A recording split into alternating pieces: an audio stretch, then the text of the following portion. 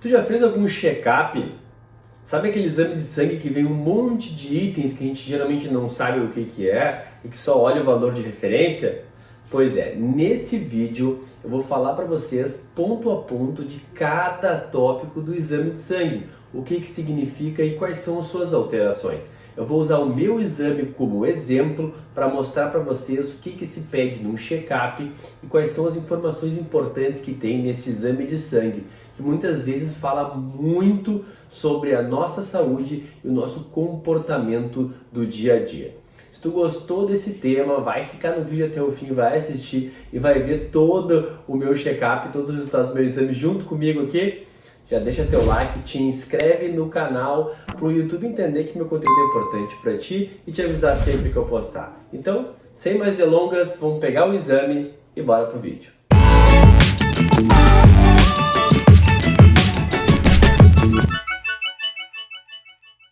Salve, salve galera! No vídeo de hoje vou falar para vocês sobre os exames de sangue e o que é cada tópico. Vou abrir meu exame aqui e vocês vão ver junto comigo os resultados do exame de sangue que eu fiz para fazer um check-up completo. Sempre que nós pedimos um exame sanguíneo, nós pedimos 12 horas de jejum, dependendo, claro, de qual é o tipo de exame, mas na maior parte das vezes, quando é feito um check-up, é solicitado 12 horas de jejum. E eu já vou explicar por quê. O primeiro tópico que vem no meu exame aqui é o eritrograma, tá? Que ele tá ali 4,63 por milhão, que é dentro do padrão para minha idade, que tá normal. Mas o que é o eritrograma? O eritrograma, na verdade, ele mede a quantidade de eritrócitos, que são os glóbulos vermelhos. Eles são responsáveis por uma série de fatores dentro do organismo e a baixa quantidade de eritrócitos, o eritrograma alterado, ele vai nos dizer que o paciente está com uma anemia e é necessário investigar o motivo pelo qual isso está acontecendo. Então, é por isso que se pede o eritrograma, tá? Depois disso, nós vamos ter aqui o leucograma. O leucograma aqui para mim deu 4.600 de resultado dentro do padrão normal. Mas o que é um leucograma? Ele mede a quantidade de leucócitos no sangue. E o que são leucócitos? São glóbulos brancos. Eles são responsáveis pela defesa do nosso organismo, nossa imunidade. A alteração nesse número, ele pode nos dizer que o paciente, por exemplo, tem uma infecção grave se desenvolvendo, uma infecção um pouco maior se desenvolvendo, e também ele pode nos dizer que tem uma leucemia pelo excesso de leucócitos, ou também ele pode ter uma leucopenia, que é uma queda na quantidade de leucócitos, que é causado, por exemplo, por uma quimioterapia. Então a imunidade do paciente fica muito baixa. Então aqui que nós medimos a quantidade de leucócitos, para nós vermos a imunidade e a quantidade de glóbulos brancos que o paciente tem, tá? As plaquetas são responsáveis pela coagulação sanguínea. Toda vez que nós nos cortamos, seja por um acidente, seja num procedimento cirúrgico, nós temos um sangramento. Esse sangramento, ele começa a ser estancado pelas plaquetas. Na verdade, o que é um sangramento? É quando nós nos cortamos, os vasos sanguíneos, sejam veias ou artérias, são rompidos, a parede deles são rompidas. As plaquetas, elas vão ir lá naquele rompimento do vaso sanguíneo e vão obliterar aquele rompimento e fazer o processo de cicatrização, de coagulação na região. Então, as plaquetas, elas são responsáveis por isso. E esse exame das plaquetas, ele mede a quantidade e a qualidade, porque nós podemos ter uma quantidade baixa de plaquetas e ter um sangramento por isso, ou nós podemos ter uma baixa qualidade das plaquetas. Por exemplo, uma doença de von Willebrand, um problema que o paciente tem geralmente genético, que ele não consegue coagular o sangue. Então, na hora de fazer um procedimento cirúrgico, ele precisa fazer um fator antes para que ele possa se submeter à cirurgia e ter a quantidade de plaquetas e a coagulação ok para poder realizar. Tá? Então, essas são as plaquetas. Agora, a glicose. O que a glicose nos diz? Ela é a quantidade de açúcar circulando no sangue. E esse é o motivo por qual nós pedimos jejum antes de fazer os exames. Por quê? Porque o paciente ele precisa estar sem nenhuma injeção externa de glicose para que nós possamos medir a quantidade dela que está circulando no sangue, para ver se ele não está diabético, se ele não está com uma quantidade excessiva. Porque todos nós, se comermos um doce, se nos empanturrarmos de açúcar, logo em seguida, após realizar essa alimentação mais cheia de açúcar, nós vamos ter muita glicose no sangue. Inclusive, experimentos que a gente faz na faculdade assim, a gente ficamos em jejum, aí nós fazemos a glicemia, medimos ali no papelzinho, depois comemos uma bala, esperamos uns 10, 15 minutos, medimos de novo e aí a glicemia já aumentou. Então a quantidade de glicose no sangue já aumentou. Então aqui nós vamos ver se o paciente é diabético. Tem um outro exame que nós fazemos também para avaliar isso, mas o principal para nós vermos, para usar o alerta de investigar, é a glicose. Nosso próximo item que tem aqui é a hemoglobina glicada, tá? Eu não falei da glicose e das plaquetas, mas a minha glicose estava 88, tá? 88 é super boa, a média da glicose é abaixo de 100, é considerado pré-diabético, por isso se chama borderline, acima de 100, acima de 160 já é de se investigar e de fazer tratamento, porque realmente está muito alta, tá? Então 88 de glicose em jejum tá super ok. A hemoglobina glicada, ela é para avaliar se o paciente é diabético ou não. Tá, Thales, mas eu já não fiz a glicose? Sim, mas a hemoglobina glicada, ela independe do jejum e ela tem esse nome por quê? Porque esse exame, ele mede, vou explicar para vocês como é que funciona o processo da glicose. Quando nós temos uma grande quantidade de glicose no sangue, essa glicose, ela vai se ligar à hemoglobina. E a hemoglobina vai carregar essa glicose. Por quê? Porque ela está em excesso. A hemoglobina é uma proteína que vai se ligar à glicose e ela vai fazer a hemoglobina glicada. E ela independe de se o paciente está em jejum ou não, ela vai dar alterada se o paciente for diabético. Ou seja, quando nós fazemos um exame de sangue, para confirmar a glicemia em jejum se o paciente tem uma alteração muito considerável, se faz a hemoglobina glicada, que ela vai dizer a quantidade de glicose tem ligada à hemoglobina. Isso vai dizer se o paciente é diabético ou não. Se vocês olharem no meu exame aqui, o valor de referência é entre 4 a 6%. O meu estava 5,3%, ou seja, não sou diabético, certo? Agora, a creatinina, tá? A creatinina é uma substância produzida pela musculatura e que ela é filtrada e eliminada pelos rins. Quando nós temos uma grande quantidade de creatinina no sangue, significa que os rins não estão funcionando como deveriam e não estão eliminando a creatinina. Então nós temos uma alteração renal. Por isso é importante solicitar a creatinina nos exames de rotina. É óbvio que nós não pedimos a creatinina para todos os pacientes. Um paciente pré-cirúrgico que não necessita, que não tem histórico, mas se nós estamos fazendo um check-up, nós precisamos ver se tudo está funcionando bem. E para ver se o rim está funcionando perfeitamente, esse é um dos exames, tá? A minha aqui deu 0,9 e a valor de referência para homens é de 0,7 a 12. Agora vamos falar dele, ele que assombra as pessoas, que todo mundo tem medo e fala, o colesterol total, que é a quantidade de gordura no organismo circulante nas artérias.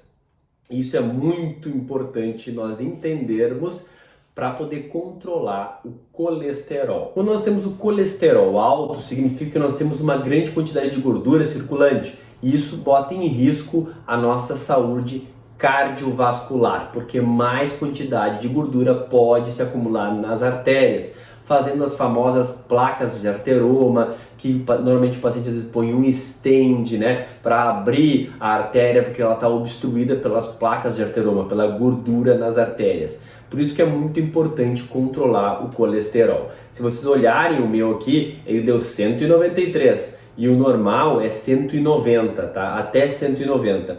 Por que deu um pouco mais alto? 0,3 acima, né, gente? Não vamos ser muito a pé da letra. Mas por que deu um pouquinho acima? Porque eu sou uma pessoa que consumo bastante carne.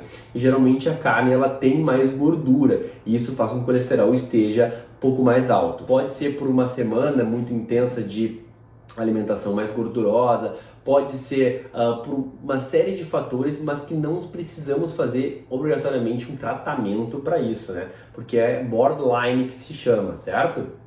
Mas enfim, 193. Então significa que é a gordura circulante no organismo. E tem dois tipos, já deve ter ouvido falar, colesterol bom e colesterol ruim, né? O colesterol bom, o HDL, O que significa isso? HDL é basicamente a proteína que se liga ao colesterol e que vai remover esse colesterol, entre aspas, do organismo. Ou seja, por isso que é um colesterol bom, porque ele está removendo a gordura. A proteína HDL está ligada a uma placa, a uma molécula de colesterol e está removendo ela do nosso organismo. Por isso que ele é considerado colesterol bom, tá?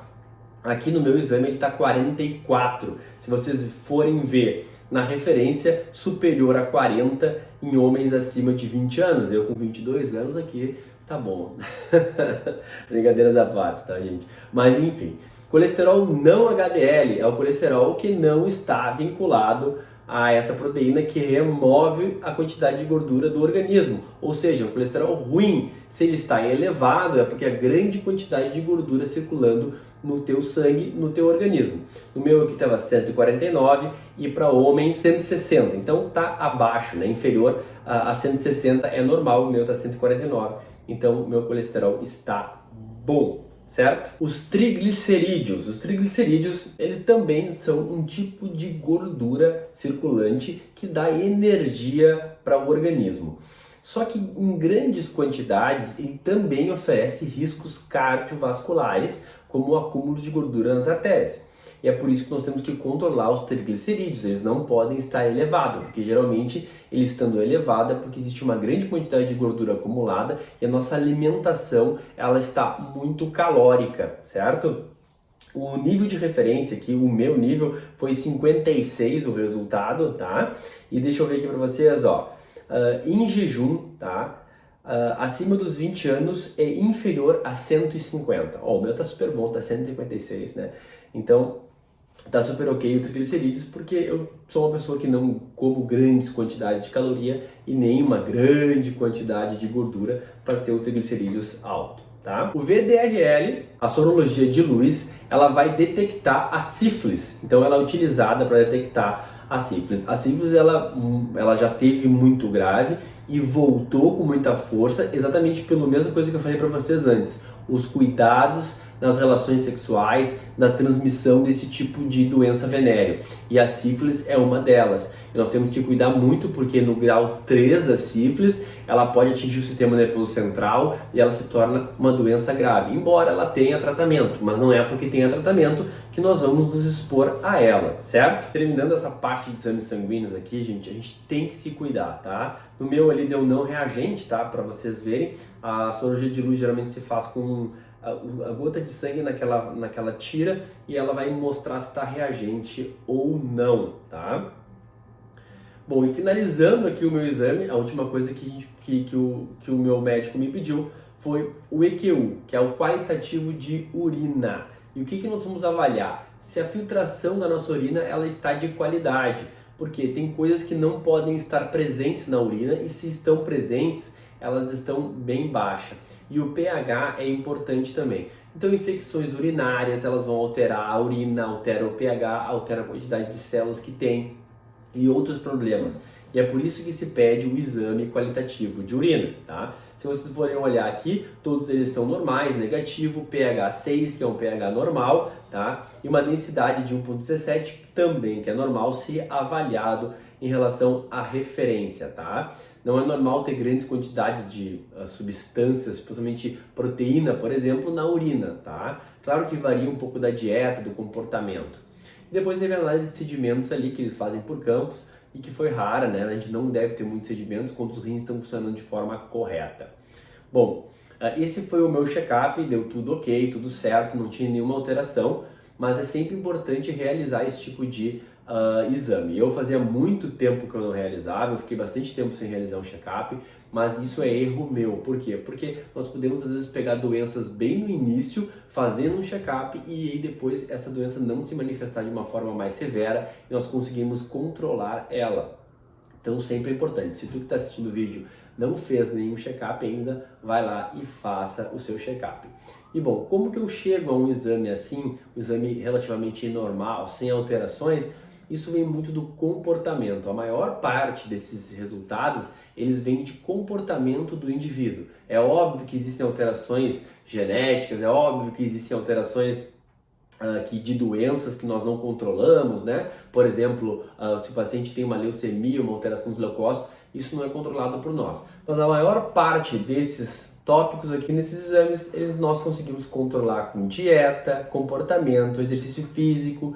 Então é muito importante se manter bem saudável. Isso não é fazer exercício físico num dia, correr num dia e dieta num dia, não. É constância. Eu, por exemplo, desde os meus 15 anos, eu faço dieta, eu faço exercício e por isso que eu consigo manter os meus exames bons, mesmo com uma carga de trabalho muito severa, mesmo fazendo faculdade, trabalhando com pouco tempo, eu sempre faço exercícios físicos de 4 a 5 vezes por semana. Para mim é algo muito importante, algo de saúde e também se alimentar bem. Hipócrates já disse isso há mais de 2.500 anos, né? Que o seu remédio seja o seu alimento e que seu alimento seja seu remédio. Então, comer bem é um método mais eficaz de manter uma boa saúde e exercícios físicos também.